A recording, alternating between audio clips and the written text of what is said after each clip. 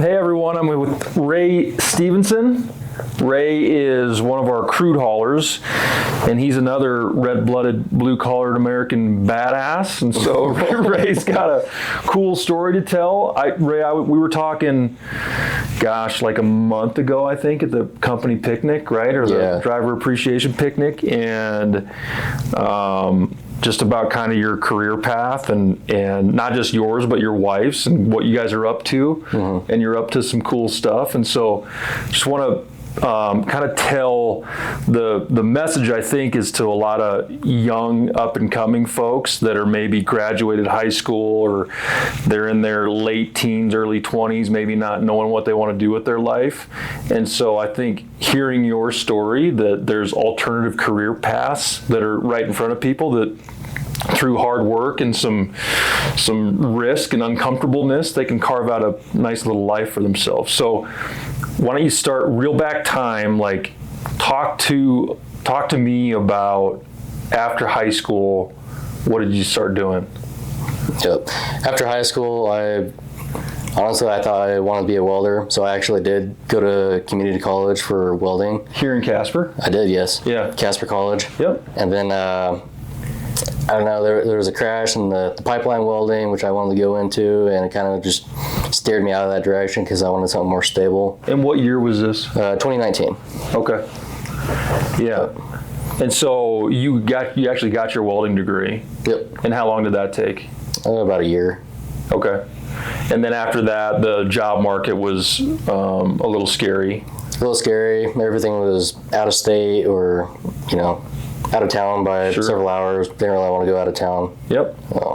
So then what'd you do?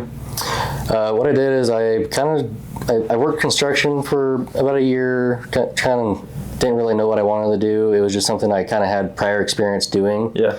So I stuck with what I knew for a while, and I don't know, it just wasn't very fulfilling.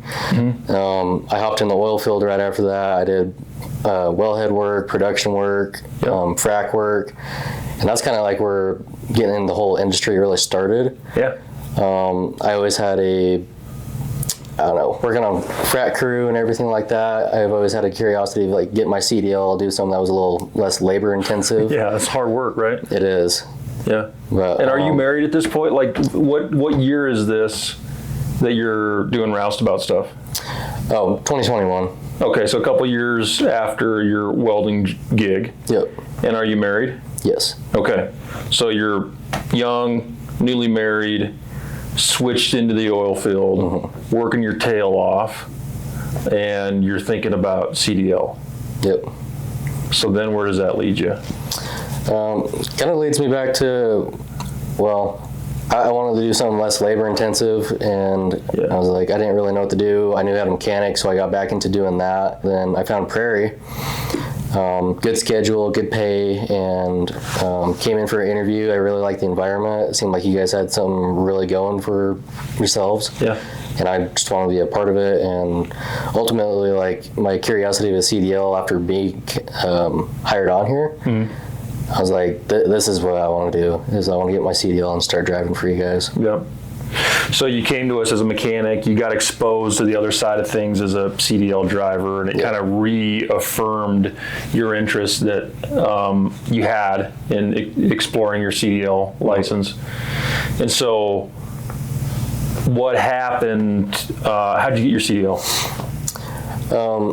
I talked to Paul about my curiosity in it, and he told me everything I wanted to know. Any question I had, he answered it, and ultimately he saw a spark in me, and he was willing to give me a chance and help put me through school, and I made sure to go through school, give it my all, pass everything, and get into it, and really just try and prove myself that I could do it. Yeah. And how long did school take? School took about a month. Yep. It was a week of classroom work, and then after that you had to get scheduled for your drives, get all your drive hours. So during that you stayed on as a mechanic. Yep. With us, and then you're moonlighting and working towards your CDL at the same time. Mm-hmm. Yep. And then you get your CDL, and we find a driving position for you. Oh yeah. And how's that been going? It's been going really well. The change in career has been awesome. Yeah. Like, get out on the road. I mean, you can kind of just listen to whatever you want, relax. It's a completely different environment of like having to make sure that, you know, you have something to do. Yeah, you can work kind of independently. Independently, yep.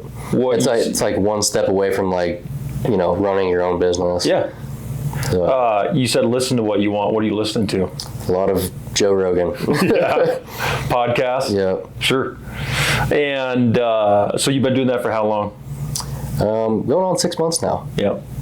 What are some of the challenges that you maybe didn't anticipate that you're bumping up against? There's been a few.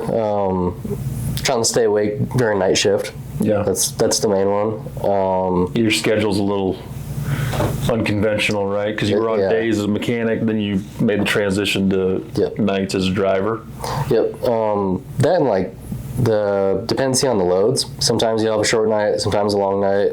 That can really mess with your schedule. So I mean, that in itself can be a challenge. But yeah, I feel like I've worked that out pretty well. Because your day to day isn't the same, right? No 2 days look identical. Very rarely. Yeah, they're almost all different. So do you like the variety in your diet for day to day hauling? Yep. Yeah. Being outside and the gist of it, I mean, that's really what gets me going. Yep. And then we were talking about at the picnic, you have become a business owner with your wife. Yep. So for a little over 2 years now, we've had a dog grooming business. What's the name of it? Sudsy Puppy Spa. Sudsy Puppy Spa. Mm-hmm. Yep. Started out slow, kind of really chaotic in the beginning, trying to figure everything else out, but we just stuck with it, and my wife does a great job running it. She pretty much does everything by herself, and I help out when I can. And it's not out of your house. You guys actually bought a commercial building or a facility to do this. Yep, we were lucky enough that a family member was, getting rid of a building of theirs, and we just basically repurposed it, turned it into what we needed it to be, and ran with it. Yeah. So how did that become a dream? It's really just the entrepreneurship. Yeah. Me and my wife don't like having to have a boss with everything. Yeah. So it's nice to have that freedom and to save whatever we want to do with the business. Mm-hmm. And you're busy. Very busy. You're telling me you're 2 months booked out. Yep, consistently over 2 months booked out. And you're hauling crude during the nights, and then you're pumping in some extra hours over at Sudsy Puppy during the day. Yep, a couple hours a day during the week. There's a lot going on. Yeah. So you guys you're young, you're in your mid-20s, and you're kind of carving out a little piece of American dream for yourself, you and your wife. You're business owners. You've made this career jump to hauling crude. If you're speaking to like a person that's just graduated high school or somebody that's in their early 20s that isn't really sure about what to do with their life, what can you just encourage them in terms of taking some risks and hard work, like pump a little positivity into those folks that are looking for a path for something that was going to benefit them? I'd say just don't try and rush everything. It'll happen at its own pace as long as you stay consistent with it, and that's really the name of the game, is just being consistent, keeping the vision in mind and working towards that. There's going to be some downfalls, but there's going to be a lot of good things to come out of it if you stay consistent. Yeah. Earlier you mentioned that there was like a good cultural fit when you joined Prairie. What do you think? Expand on that a little bit. Like, tell me why you think you fit the culture good, and like what is the culture, and why do you think you fit it well? For me, the culture is it's very open-minded and very goal-oriented, and everyone seems to have each other's back. Yeah. So like, if you do your part and whatnot, you're gonna be taken care of too. Yep. So when you say goal-oriented, what are some of the like numbers or something that you challenge yourself to, or things that the management team shows you that you have access to? Right. So with dispatch, they try and set us up, drivers, to get the most loads done in a day and the allotted time that we have to go drive. Yep. So they do their part on that, and on my part, I just try and be efficient on everything I do. The only thing I can really control time-wise is when I'm there on location. Mm-hmm. So if I'm being efficient, getting hooked up, doing the oil brine process quickly, yep. I can improve my efficiency and actually make sure I get all the loads done that yep. was assigned to me. And then every week, we send out information on how many loads you hauled the previous mm-hmm. week, how many barrels you delivered the previous week, and I think at one point how many miles you drove.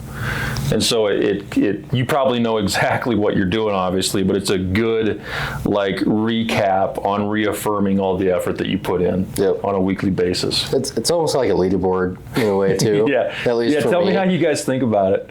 So I personally look at it every week. I analyze almost every driver on there, just see what's happening on there, and then I like to see my numbers and then try and beat it the next week. Yeah. Sometimes it's not always the case because it's very load dependent. But sure. It's like a little internal competition, right? Yeah. Do you ever talk about the numbers with the other drivers? Is there some external competition amongst the other haulers? Oh, sometimes. Sure. Yeah. In a good way, in a fun way. Yeah, so some drivers they just want to get their loads done. Sure, that's about it. I really just want to improve efficiency and like how much I can actually get done. Yeah, the more loads you deliver, the more barrels you haul, the more mm-hmm. money you make. Yep, right. It kind of boils down to that. Yeah, and in return, the more Prairie makes. Yep. Yep.